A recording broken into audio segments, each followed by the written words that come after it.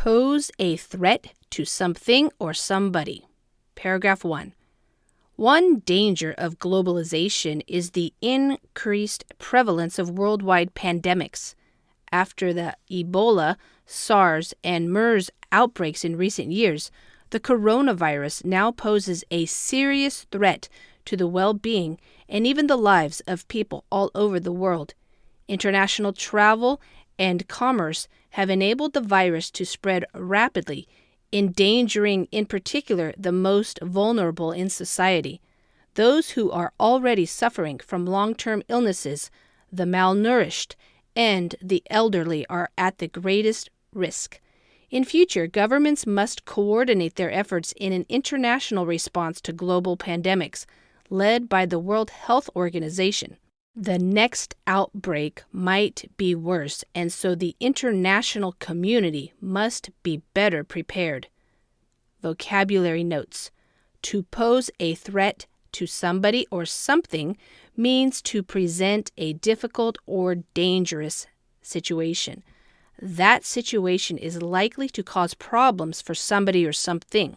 Therefore, note that we use the expression when there is a dangerous situation, or the chance of a dangerous situation, a risk, but the expected bad result has not yet happened. In paragraph 1, something, the coronavirus, presents a situation which endangers the lives of people all over the world.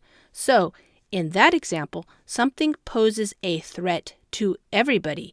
It has resulted in the death of millions of people, but the possible bad result of everybody being infected with coronavirus has not yet happened.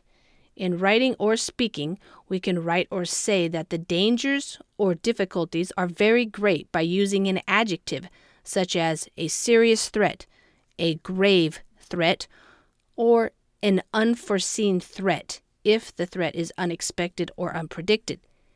In addition to adding an adjective, there are similar expressions which can be used, such as to pose a serious risk to, or to pose a grave danger to something or somebody.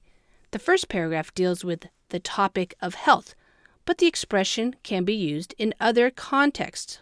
For example, paragraph 2. There must be tougher punishments for people who drink and drive. They pose a grave threat or danger to other road users, including cyclists and pedestrians. The police should carry out increased testing using breathalyzers, and those drivers who fail the test should be detained and banned from driving for life. If this saves just one innocent life, then this harsh measure will be justified. In paragraph 2, somebody, a drunken driver, causes a problem for everybody who uses the roads. In this case, the bad result of an innocent person dying on the roads has not yet happened, although a person who drinks and drives makes this dangerous situation more likely. Although it is formal enough to be used in writing task 2, we can also use it in the speaking paper. For example, paragraph 3. One of my worst travel experiences was flying at night during a storm. The noise of the thunder was terrifying. Over the intercom, the captain reassured us that stormy conditions were common at that time of the year. He said that we shouldn't worry as the storm did not pose a risk to our safety and that we'd no need to feel concerned. However, that's one flight that I will never forget. In paragraph 3, something, a storm, presented a dangerous situation for somebody, me. There was a chance, a risk, that the storm might cause the aircraft to crash, but it did not happen. There are other less common situations in which something poses a threat to something. For example, the Great Fire of London in 1666 spread so rapidly that it posed a threat to the Tower of London, but at the last moment, the direction of the wind changed.